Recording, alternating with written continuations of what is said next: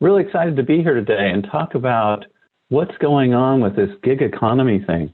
I hadn't heard about it for a while back, and it really got me excited. So this is James Christiansen. I run our global strategy team at Netskope. Prior to that, I'd been a practicing CISO for over 30 years. I was the first CISO for General Motors. I was the first CISO for Visa and rolled out their security program. And then Experian as their chief security officer. In all these roles, I have always had to battle the insider. And the gig economy and the gig worker is a new version of this insider and presents a new insider threat. Today, we're going to talk about what is this gig economy and who is this gig worker. We're going to talk about the importance of risk management in this gig economy. Risk management is always important, but especially in this case. We're going to talk about how do we create a gig worker protection strategy, and then what are the right tactics to support that strategy. So let me first introduce what is the gig economy. This gig economy is this trend of workers becoming independent contractors who freelance their skills. You think about Uber and Lyft. And when I first took an Uber or a Lyft, they were one or the other drivers. And they're independent drivers. But have you noticed lately when you get in an Uber or a Lyft driver, they're driving for both companies? So they are working for direct competitors. Well, that doesn't limit itself just to that industry sector. We're seeing that in the business sector as well, with a number of new jobs. So these organizations, we're moving faster than ever. So when you think about this gig worker, the workers continue to evolve and organizations are hiring from anywhere. They need these remote skills. And this freelancer or a gig worker is filling that gap.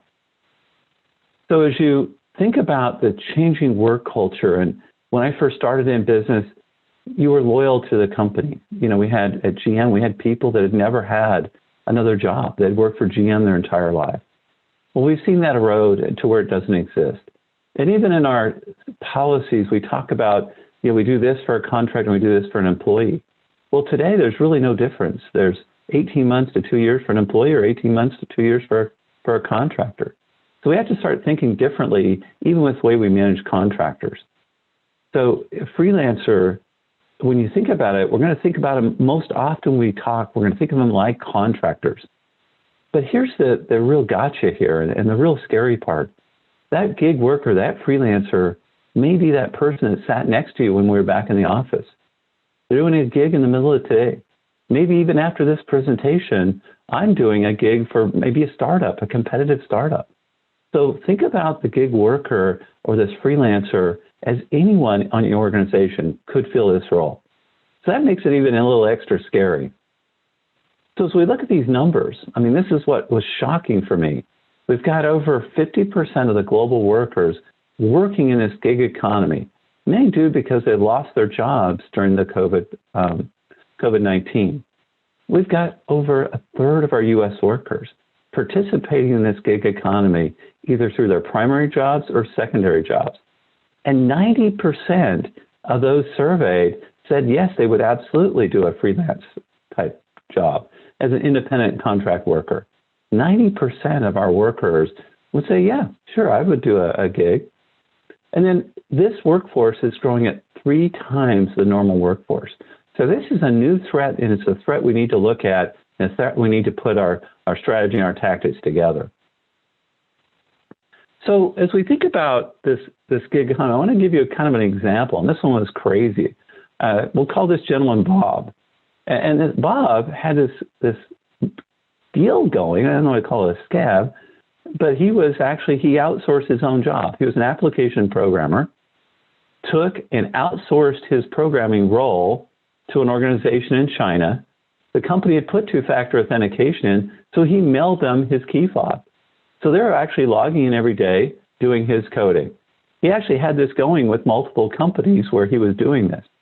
He's making over $100,000 a year, in fact, many hundred thousands of dollars a year, because he's doing multiples, and only paying like $50,000 out. This seems like a really good scam, right? Here's the kicker. When they talked to the company after discovering it, they said his job was above par. His work was actually better. It was clean and well-written and submitted in timely fashion. And that's kind of crazy when you think what Bob spent his average day today. Now, the way Bob spent his average day, if he'd log in at 9 o'clock, he would surf Reddit for a couple hours.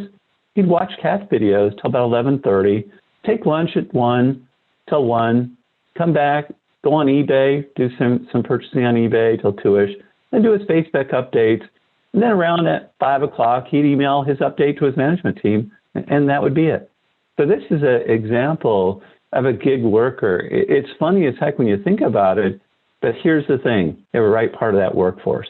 And that's the malicious insider. We got to figure out what our tactics are going to be. How are we going to detect them? How are we going to prevent it? And how are we going to recover from it? So let's step back for a second. What's driving all this? And business digitalization is a huge driver here. Companies just want more, more, and more. We're moving very fast. And the organizations I talk to and work with, it's all hyperspeed now. So what does that mean? That means your attack surface is changing. That means we have to think differently about it. And we have this new insider threat. If it wasn't bad enough already, I've had to manage against insiders for my entire career. In fact, the biggest breaches I ever worked were due to an insider. They had an insider as part of it. And in fact, when it's totally an insider and doesn't involve regulated data, often those aren't even reported because the loss of the public scrutiny would be worse than just actually getting rid of the person. So the insider threat's always been tremendous, and this is a new one. So as we start thinking about protecting accounts, it requires a matured security program. So the tactics I'm going to talk about today aren't going to be basic tactics. They're actually more advanced. So to get to the point where you can actually protect against this gig worker, you're going to have to get your program fairly mature. We're going to talk about strategy first. And any strategy without tactics is the slowest route to victory. And tactics without a strategy is a noise before defeat. And that was Sun Tzu. And think about that, how much sense that makes to us today and what we do. So what does our strategy look like? You know, we've got a grand strategy around this gig economy protection. We're going to look at risk analysis. We're going to look at how do we reduce our attack surface and understand the best practice controls. And of course, like most, it's going to involve people, process, and technology to get there. So let's talk about how is the gig economy different? Now, what makes this gig economy different?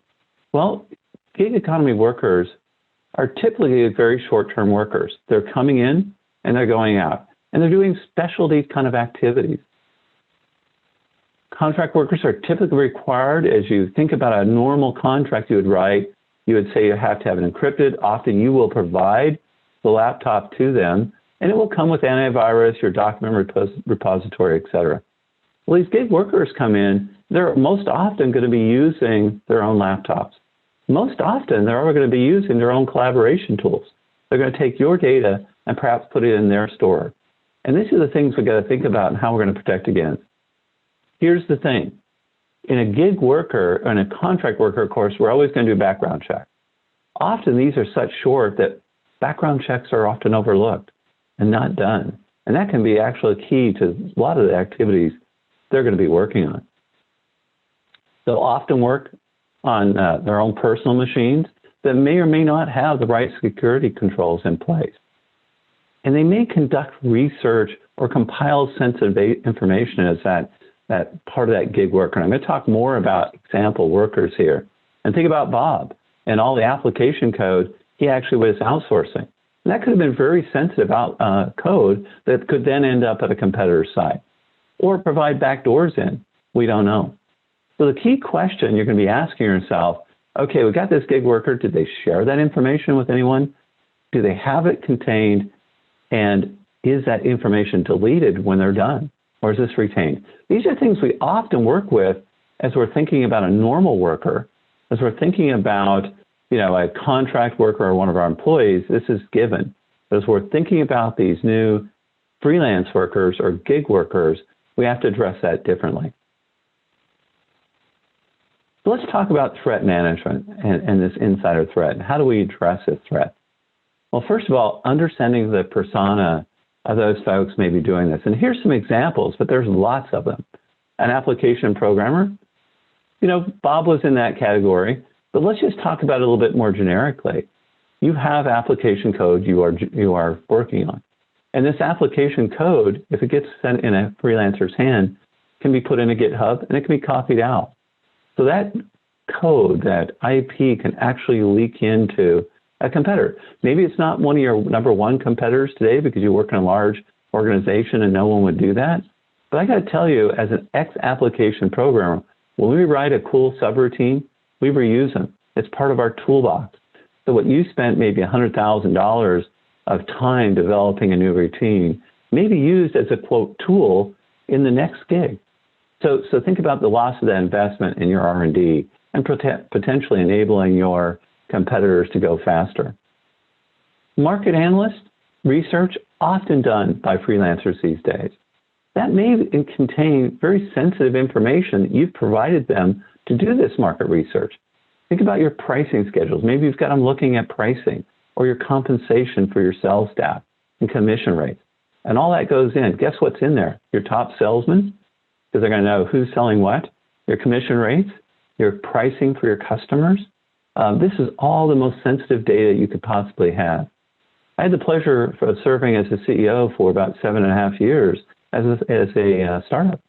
And what I found was even though it was a software company and we had a product that I was very proud of, and I didn't want that code to get out, the most sensitive data I had was those customers, my pricing, and my prospects. Because that's what I was battling with when I had to respond to an RFP. If my competitor knew my response was going to be, they could undercut me easily. So these are the kind of things we have to think about. So that market analyst, that researcher, can be one of those freelancers that you really have to be concerned about. Sales account managers, sales accounts where they can offload your customer accounts, again, could be a freelancer. IT database analyst, any role in IT can be subject to a freelancer. You're going to have really trouble here because you're going to think you're hiring a contractor. How do you know the difference? That's going to be what we got to talk a little about later is how do I protect against a contractor, which I've hired for years and years and years, and we know how to protect ourselves in that case, and how is that different from this freelancer and what I need to do? And then litigation support. Often you'll outsource litigation support, especially for a lot of the heavy lifting work. You just don't simply have the attorneys inside that can do all that grinding. So as you outsource, again, you're going to have litigation data and maybe sensitive data as part of that discovery going outside your company. That's a freelancer, might be a different situation. So as you think about threat analysis, think about the MITRE attack scenarios and going through those, or ISO 27001, and structure that threat analysis against these threat models. And then as you think about this, also reassess your crown jewels. Because you've probably already done a crown jewels assessment, you know where the important stuff is, but reassess that in the mind of a freelancer. What would really be critical to the organization in these cases where we may be using freelance help? And then, of course, the freelancer, what can they do? They can copy that code. They can do pricing data, marketing data. They can all use it for their gig with you, but they also can use it for their next gig to be more effective because they're going to want to be successful at every gig they do. And the more data they can bring with them, the better. So when we do risk analysis, a risk assessment, we're looking at the likelihood. And what's the likelihood of this happening? And that's, by the way, this is all very subjective, but it's your expertise that matters here. So what is the vulnerabilities and what are my threats? And we just talked through some of those threats. So given those threats, what's the likelihood that a vulnerability here will allow them to create an incident for me? So we're looking at that risk to the data, but overall, what we want to understand is what is the impact? What's the impact of that data should it leak out through a freelancer? What's the impact if that data or those processes are used for one of our competitors or actually even becomes public knowledge? So as we think about that risk assessment, go through this process, do a very deliberate risk assessment around this specific topic. And once you've done that, you're going to now use that to inform your controls. You're going to use that risk assessment to really develop your protection plan. And when I think about a protection plan here, I'm going to think about three things: my administrative controls, my process controls, and then, of course, my technical controls. So let's look a little deeper at those. So administrative controls, what could those look like? Well, many of these are going to be, clear direction first from the top. We need to have a policy. We need to understand from our top executives, where do we use freelance? Where do we use these gig economy workers? Where are the appropriate places and where are the inappropriate places? I'm going to talk about later leaning into this. This is actually an effective way for high-performing organizations to get things done. So you can't just say we're not going to use freelance. In fact, you may not even know you're using a freelance contractor. But looking at that, creating a direction that meets your cultural goals and your risk goals. You're going to create remote worker policies, or you probably already have them. They're going to become key here. And your vendor management policies on how do we engage these folks? Do we go to independents? Do we only hire through contract organizations? And does our contract with that contract organization specify they must be full-time employees? So they're not allowed to do other outside gigs, if you will. For instance, when I was at Optiv, we weren't allowed to do any side jobs. That was part of our agreement because they wanted to make sure if we were doing work for one company, we couldn't accidentally be doing work for a competitor. So contracts have to have those clear requirements with gig users, and I'm going to talk about some of the key contract requirements that I look for. Process controls, your new hire training, when they come on board, you got to make sure they understand how you do things and the way you're going to do them. Awareness of those risks in the gig economy and making sure people, your leadership, your managers are aware of the risk of hiring these gig type freelancers where they're just going to bring them in to do some temporary work and off. They're not full-time. And safeguards by preventing bypassing your vendor management process. So your vendor management process is going to say, hey, if we're going to engage a new organization or a new person, here's the things we need to do. Like get a written contract. We need to have that contract specify these things. We need to think about insurance and liability. Well, if you bypass those controls, you can put the organization in real danger. So looking at how do we prevent that from being bypassed? And then, of course, we're going to talk about monitoring a little bit more and incident response as part of those process controls. So when you think about security for these gig workers or freelancers, it's really going to be a combination of your remote worker controls, your contractor controls or vendor management controls, third-party risk, and your zero trust. And zero trust becomes a big part of this play because that's going to give us the ability to do deeper inspection.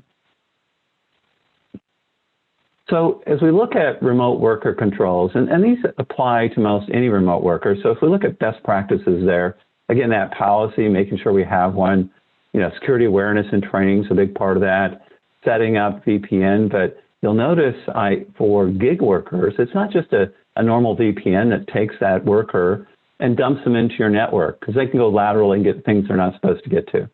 Think about using a next generation VPN, one that provides direct access to those applications and doesn't allow them to go to other places.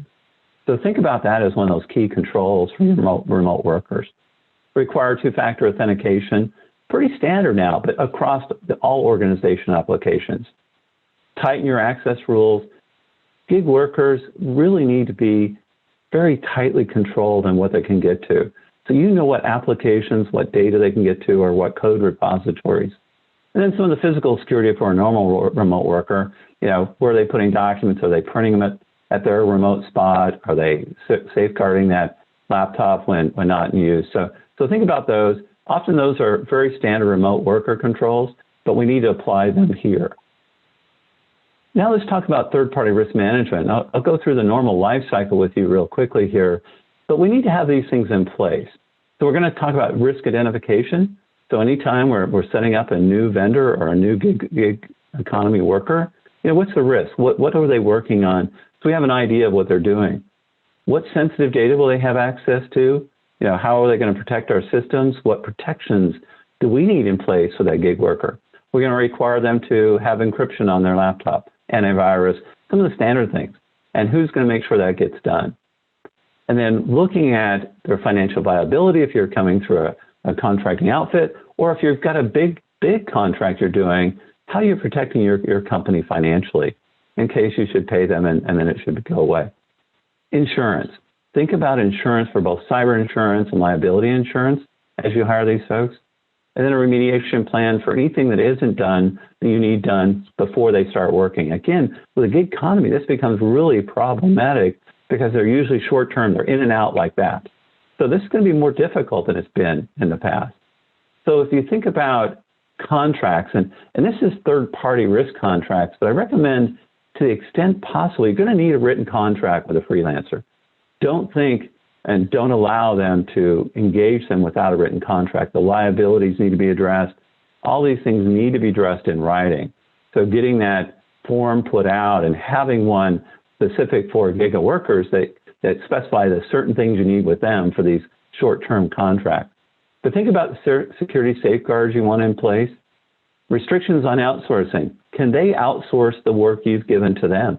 It needs to be specified, yes or no. Security service level agreements. What if they're not meeting your security controls?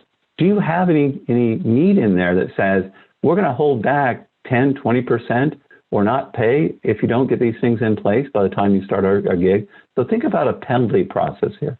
What are those security controls and what do you need them to do if they don't get it done? Breach notification, you got to have it there. If for some reason the sensitive data you have given them is then compromised, you need to make sure they notify you in a timely way because you have an obligation yourself. That right audit, come in and check those controls to make sure they're in place. Identification, cyber insurance, make sure your liabilities are spelled out in this contract. And of course, an exit strategy. Just like a good marriage, how are you going to break up?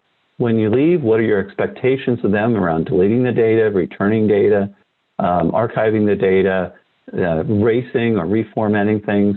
Make sure that exit strategy has been thought through and they've agreed to it. And here's the key. You got to make sure you follow through on it at the end of this gig worker engagement.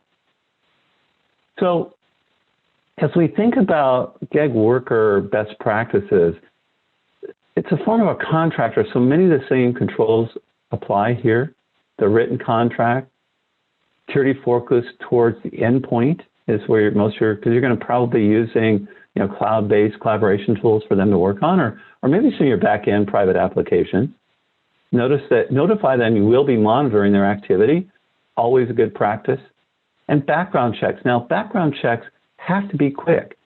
They could be in and out in 2 weeks. And if it takes 2 weeks to get a background check, guess what? They're gone before you've even got the results back. And often with a gig worker, they're going to start soon. It's not they're going to start in 30 days. They're going to start tomorrow. So again, that goes back to your policy and how your company wants to engage these gig workers. And then, of course, making sure that's followed through. So monitoring. Here's some things about monitoring. When you think about this monitoring thing, it becomes really tricky. And I actually did some work before this presentation today, and I went out to my LinkedIn community, and I kind of described this presentation, this gig economy worker, and I asked for crowd thoughts on what can we do about this gig worker and what controls should we put in place. It was an amazing experience. I'd never crowdsourced a topic like that before. So I want to thank those, by the way, that did participate in that because it did add value here to this presentation. But as you think about activity, so it's going to be behavioral activity, you're going to see some differences. If you see, that normally they're going to be in working on files and it's intensive work because a gig worker is very focused.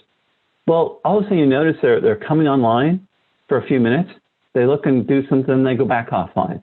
And you're seeing this maybe repetitively. That could be because they're working another gig on their computer. They have to sign on to our system, look at what they've done before, maybe copy some routines down or some data down, and then log off, go back over there and work. So think about that pattern and think about the pattern of email and data movement. Understand the normal life cycle of data and see where data is moving and why. And this becomes, that's what I said earlier, you got to have some pretty good data movement capabilities in place. The ability to go beyond just the first 2,000 bytes, which are our legacy secure web gateways can do, and actually decode that JSON and be able to look deeper into that JSON code to see what data is moving, how much is moving, where's it moving from, and where's it moving to, and understand that and be able to distinguish the valid alerts from the noise. That's going to be the challenge here, is really understanding it. Now, I hate to bring up that dirty secret again that this freelancer may not be a contractor. This freelancer may be one of your fellow employees that's working on another gig to maybe enhance their income. So think about how you're going to detect that, and then, of course, how we're going to prevent it. And that's what all this is about, right? And in the end, that's what we're trying to do. We're trying to enable the business to do the things they need to do, move at the speed of cloud, and, of course, meet our own risk management goals. So as you think about data protection, again, it's going to be kind of a hybrid here with strong access authentication. We're going to identify the user risk through their user behavior. We're going to look at the device risk. How much do we know about that device? Is it a managed device that we've provided to them, we know is a secure device, or is it more of a BYOD device? We're going to look at their behavior analytics and understand and watch for those. Application risk. What applications are they going to? Are they going to, because now in the cloud world, we can see where they're going. We have visibility again.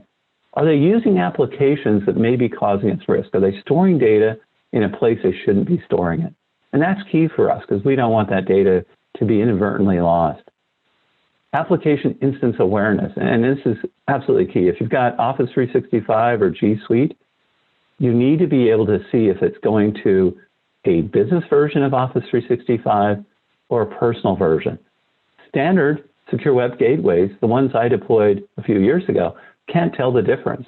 But we need to in this case. GitHubs, Slack, all these things, we need to be able to understand the instance they're using because we may enable it as part of a corporate facility, but we need to keep it limited, that data, to only those corporate approved sites. Adaptive access controls, this really comes into the sense of zero trust and being adaptive to where we know it's coming from unmanaged device, but they're going to our standard collaboration, let's say SharePoint, and they're storing it in SharePoint, that's okay. I'll let them work on it there, but I'm not going to allow them to download to that unmanaged device. Being adaptive to time of day, the worker behavior, the device, the destination, the applications, this is all key to zero trust. And if you send me a note, I'd be happy to talk to you about zero trust another time. But activity controls, what are they trying to do? What kind of activities are they doing? Are they doing share? Now, think about this. They just put it out in SharePoint, and they put it in your corporate one. You were able to limit them to that. But now they shared it to an outside identity. Maybe it's their own personal SharePoint. So you've got to be able to see that share and prevent that share to an external entity if you want to. But your business is also going to want you to enable shares for vendors and partners. So being able to put those controls in place is what makes a successful security group today. What makes a successful security leader is having an agile program that can allow these things. So think about that and think about your career. So data, being able to discover this data, classify this data in an automatic way. I used to do classification policies and DLP years ago, and I groaned just thinking about it. But today's DLP, today's classifications, they're intelligent. They use machine learning. They use AI. So it's much different than yesterday's implementation. Single pass policy enforcement, that means I can look at it in real time, and make adaptive control decisions of whether I'm going to allow it, I'm going to deny it. I can also redirect it. They were going to store it in ZippyShare. Now I can have them store it in SharePoint automatically. I can even coach them. I can say, what you're about to do is high risk. Please enter a justification for doing this. 95% of the time, they will back out and go somewhere else because they know you're watching them and you just educated them of where it should be going. So this coaching provides an opportunity to educate your users. And then, looking at the DLP, that'd be AI, ML, learning, your exact match, fingerprinting, a lot of the things we've seen, but they've been enhanced so much in the last few years. So, as we think about where we want to be and how do we do data protection around these gig workers and these freelancers? Well, this data protection in a zero trust world is where we're at today, where we don't trust the computers are coming from because they're coming from BYODs. We don't trust the network. It's not one we control. We're using cloud. And it's running on machines that we don't own. We're using ISPS or even SaaS applications. So we start with zero trust, and we need to gain more trust to be able to make this happen. So we're looking at if you look at the diagram, the data is in the center here. And we've got around it, the user, the devices, the device risk, our private applications runs in our data center. And of course, web and SaaS applications and IaaS workloads, they're running out in the internet. And we've got the networks that are carrying. What we want to establish is this visibility and analytics. That visibility and analytics around all these things that gives us the ability to put the right controls. And of course, these days, automation and orchestration, absolutely essential. The end goal here is to have this continuous risk monitoring going on. That's when you know you've won. That's when you know you've made real progress, is when you can get these things in place and help not only with your gig workers, this is across your entire organization. So as we think about this data trust, I'm going to switch gears now a little bit to some very tactical, different things we can do for the gig worker or the freelancer. The first thing I talk about is VDI. VDI has been around for a very long time. At least 3 times in my career, I've looked at implementing it. The problem I always ran into as a user experience just wouldn't be accepted.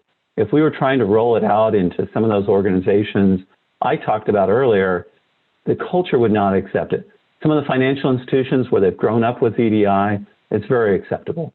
But other organizations, especially younger companies, startup mode, where they're going fast, they're going strong, or even in less traditional environments, VDI doesn't make it from a cultural perspective. But what it does is it allows you to virtualize that desktop. So none of the data actually ever goes to that desktop. So therefore, all those threats you were thinking about, data being copied off or screen printed, et cetera, kind of go away. So it does provide a very effective way of protecting that data and keeping it in where you want to keep it and not allowing it to be reused or copied to other place. Very effective. Another alternative that has emerged now is remote browser isolation. So think about, RBI as being more of a subset where everything going through the browser is virtualized. Well, that makes a lot of sense today. I don't have to virtualize the whole machine because they're working remotely. They're going to be working in my G Drive or my SharePoint or my Teams. And I can contain it there and prevent any bad things from getting outside of that browser to my underlying desktop. So from a threat perspective, it's very nice, helps stop malware, but of course it provides me an alternative here. So you can look at these alternatives and see if either of these work for you. Because again, this is very, very cultural specific. Now, if we think about one other type control we have here at our disposal, and that is around information risk management or information rights management. Data encrypted requires authorization at time of use. And I've used some of these products. And frankly, I wish they were more available because they are amazing. I can email it to someone. They can open it if they have the right credentials. They've been authorized. It's fully encrypted. But it actually does it. And if they email it to somebody else or leak someone, they can't open it. So it's not like a file that can get actually leaked out and get in the wrong hands. These are files that actually can be self-contained encrypted files. Amazing if we could do it everywhere. The problem with this is that it really has a limited use. You can restrict actions such as copy, paste, modify, print screen, et cetera, which is great. But how am I going to protect application code with this? How am I going to protect some of those crown jewels? Documents? Probably yes. Excel spreadsheets, again, probably. Maybe even PowerPoints, things that are contained like that. But if my crown jewels is this research data, it's going to be really tough, especially if they're copying it down to your machines. So again, it might come back to making sure you don't allow that. But you don't need VDI to do that. You can do that with secure web gateways, DLP, and CASB controls. But in this case, we're looking at information rights management. So look at the use cases. It might make sense for you. There's some really good products out there today. Some great progress has been made over the last few years in this area of information rights management. So I'm going to wrap up today and check to see if there's been any questions. But the gig economy is here to stay. Lean into this. It's not going away. It's not a fad. And that gig worker represents a significant threat. So as you think about this gig worker workforce in this first kind of takeaway I have for you, lean in and embrace that gig worker. Think about those tactics I just went over with you and your overall strategy. Key to any successful security program is understanding your culture. What is acceptable and what isn't acceptable. Now here, you're probably going to have to educate your senior staff about this new threat because they're probably not really on top of the freelancer and what they could do and how they could harm your company. And think about that. And now, again, it's always difficult to think about that insider as being one of your other employees. But in this case, it can be. And with 90% saying yes, and most likely there will be some. Think about your risk assessment. And how are you doing that risk assessment? Assess your environment, create a roadmap with monitoring your system and putting the right monitoring and control and maximizing that effectiveness.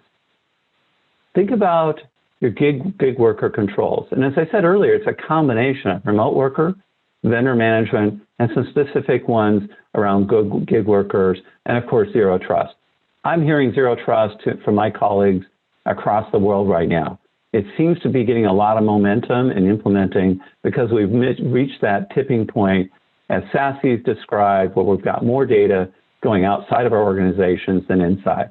So having a good zero trust strategy and architecture, again, is going to be key to being able to put the right controls in place here for these remote workers that are gig type workers. So there can be a combination of those things. Think about your SASE strategy, think about your zero trust strategy, and how you're going to develop those into this gig worker type economy. So with that, I'm going to leave you today, and I hope you've got a lot from this presentation.